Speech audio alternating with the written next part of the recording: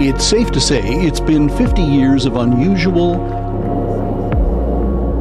sometimes awkward moments. The atmosphere goes from carnival-like protests to tense confrontations. With all of the drama and hoopla, sometimes it is easy to forget where the G7 came from and why it's there. The question we need to ask ourselves today is, after 50 years and in the middle of a global trade war it was set up to avoid, is the G7 still relevant? It was born amid the economic chaos, rising inflation, and the oil price shocks of the 1970s, where Western leaders felt they had to be seen to be doing something. Canada joined in 1976, turning the G6 into the G7. But once we got to the table, it wasn't certain we would stay, says historian Samuel Baroud. So basically, the initial practice of having 6 members were it was agreed that it would be a small group. The next year, it has been increased to 7. But already in 1977, the Germans say, oh, do we really need the Italians and the Canadians? Maybe we should return to the G5. But we did stay. We're there to try to understand where the devil the world is going. At the time, the G7 cast itself as the role of steward of the global economy, just as the economic crises of the 1970s gave way to the recession of the early 1980s. So increasingly, the G7 summit became a public relation campaign, so to say, organized by the main government to say, look, we are in charge, we have solved problems. We tend to forget the 1980s and early 1990s was a bumpy economic ride. It was the era before free trade fully took hold. The G7, limited in its ability to be able to control the ups and downs, looked for other things to do. That's according to Phil Luck, the former deputy chief economist with the U.S. State Department. It has changed quite a bit since then. It has moved beyond just the finance track, so to speak. It has focused much more on security issues. And again, to today, it has a sort of robust portfolio of issues. As globalization took hold, the G7's share of the world economy started to shrink. And then along came the economic powerhouses of China, India, and Brazil.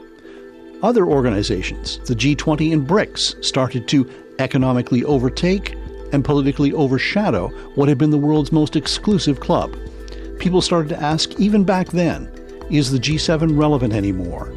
And then came the economic collapse of 2008 and the European debt crisis, where the G7 responded with unusual speed and unity. The priority right now has to be to make sure that those stimulus monies actually get delivered before we commit to additional actions. Creon Butler helped organize Britain's G7 priorities for almost a decade in the UK Cabinet Office.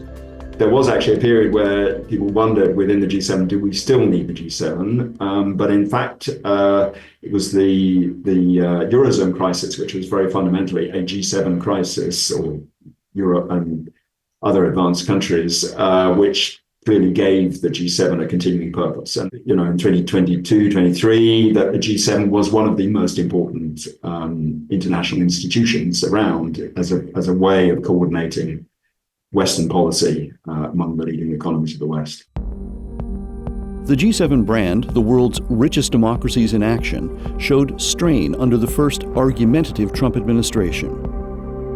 Then came Trump 2.0, the tariffs and the global trade war aimed at friends and foes alike. I think the problem now, frankly, is, for all of that to work, you need a level of trust among the members. I question now whether that level of trust is there with the US to make it function in the way it has in the past. There are some, Creon Butler among them, who believe the G7 is now so hobbled, the areas of cooperation so few with the Trump administration, that allies would be better meeting off in smaller groups without the United States. Canadian Senator Peter Beam disagrees. Given what has been unleashed by the Trump administration, how can the United States be seen as, to use the Prime Minister's words, a reliable partner?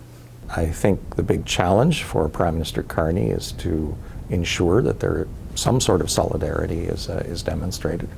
There won't be consensus on everything. There never has been, but at least to have a modicum of a consensual view where the G7 can present itself to the world and say, we had a good discussion on topics X, Y, and Z, and this is what we propose to undertake. You got to be more thankful, because let me tell you, you don't have the cards. In light of recent history, Phil Luck says you can only hope for solidarity and consensus. That sort of ignores the elephant in the room, which is, a lot of those institutions, the United States, which is, of course, the largest G7 partner, is not really living up to right now. We're both not doing that at home in our attacks on, domestic institutions, on higher education, otherwise. We're not doing that among our G7 partners. We're taking aggressive actions toward those. I think the world will be waiting for a while for us to show the type of moral leadership that I think people are used to.